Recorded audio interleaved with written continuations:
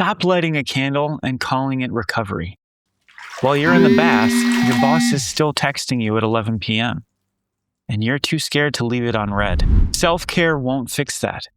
Something else will. Today, we're building the kind of professional boundary that actually survives contact with your actual job. Not the polite kind you rehearse in your head and never say out loud. The kind you train for. One rep at a time until it's automatic. Stick with me through all of this. By the end, you'll have an actual weekly drill you can start this week. Not just a feeling that you should probably set some boundaries someday.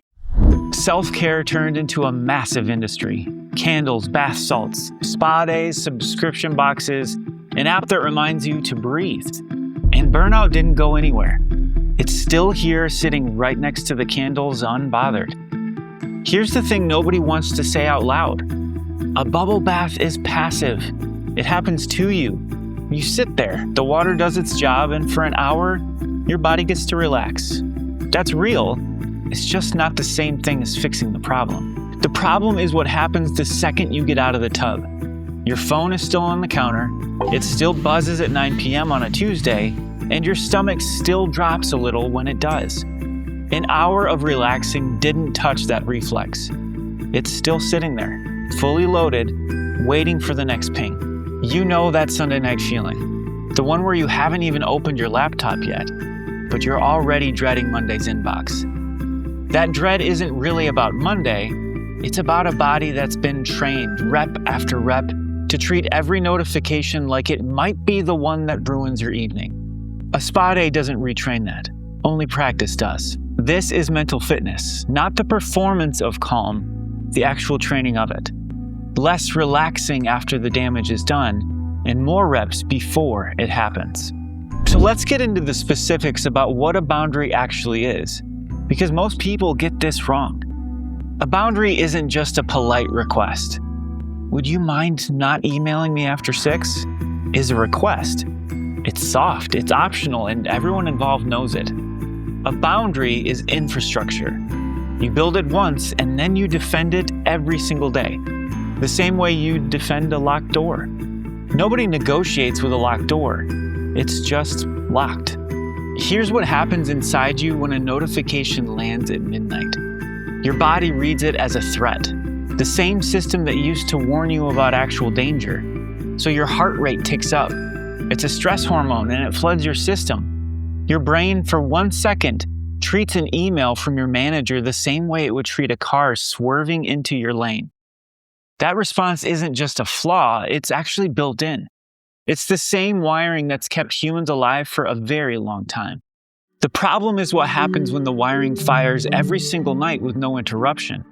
Your body doesn't get to tell the difference between this is urgent and this can wait until 9 a.m. It just keeps rehearsing panic on schedule, whether the email actually mattered or not.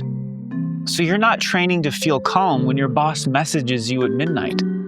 That's not the goal, and chasing that feeling will make you feel like you're failing. The actual goal is training your brain to stop treating a normal notification like it's an emergency. That's a completely different target, and it's one you can actually hit. But that takes reps, not theory. You don't learn to bench 200 pounds by reading an article about bench pressing. You load the bar, you fail a few times, and eventually your body adapts.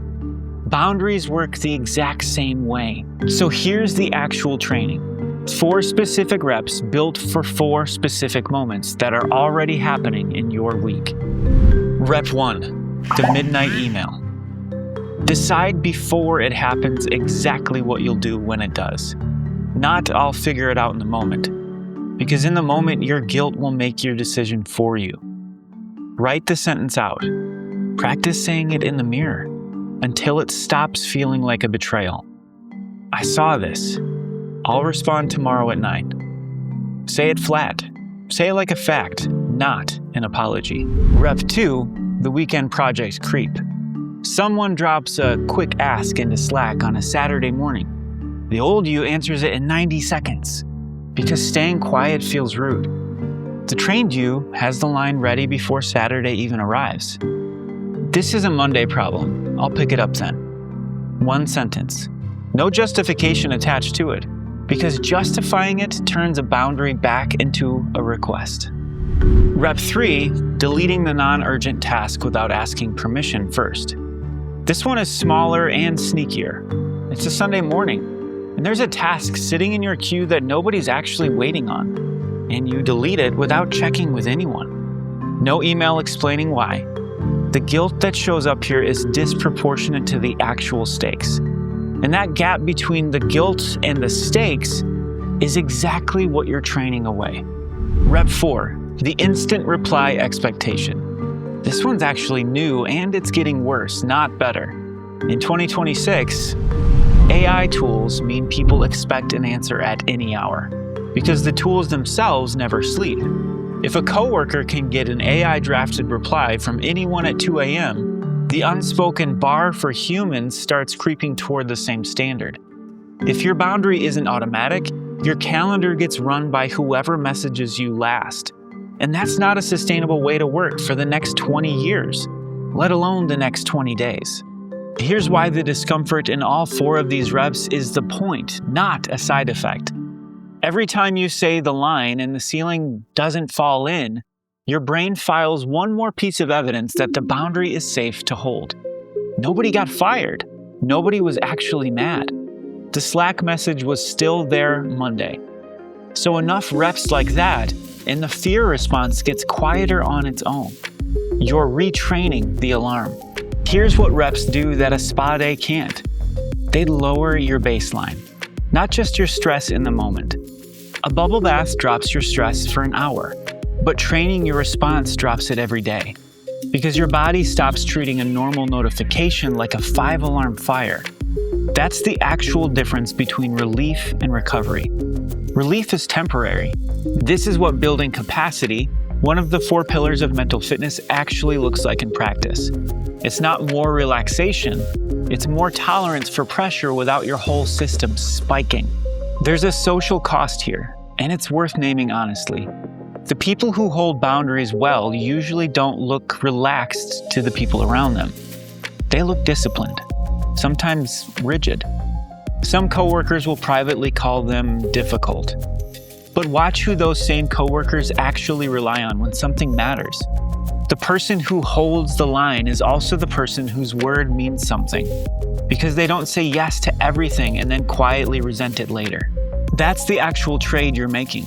You give up being universally easy to work with, but you get a body that isn't running a low-grade marathon every day of the week. And endurance, the ability to sustain your energy over the long haul, isn't something you get from a bath. It's something you build. This isn't about winning one hard conversation with your manager and calling it done. It's about protecting your ability to do your best work for the next 20 years, not just getting through this quarter. That's the difference between managing a crisis and training for a career. And it's the same difference between rescue and mental fitness. So here's a drill schedule you can actually run starting this week. Pick one day, same day every week, and treat it like a standing appointment with yourself. On that day, choose one boundary you've been avoiding and practice defending it out loud, even if nobody's in the room to hear it. Some weeks that's the midnight email line. Some weeks it's turning off notifications for one Sunday morning and noticing you survived it. Some weeks it's just deleting a task nobody's actually waiting on and not explaining yourself. Small reps repeated weekly do something a single dramatic conversation never will. They build the muscle memory that a boundary is just how you operate, not a special event you steel yourself for every time. Do that every week, and something shifts underneath you. You stop reacting to your job, hour by hour, ping by ping, and you start running it. That's not a small difference. That's the entire difference between a career that eventually burns you down to nothing and one that's actually yours for the long run. That's what protecting your creative sovereignty looks like in practice. It's not a slogan, just a series of small defended decisions. Stop training your ability to relax and start training your ability to hold a line. Pick one boundary this week, say it out loud, then say it again next week. That's a rep.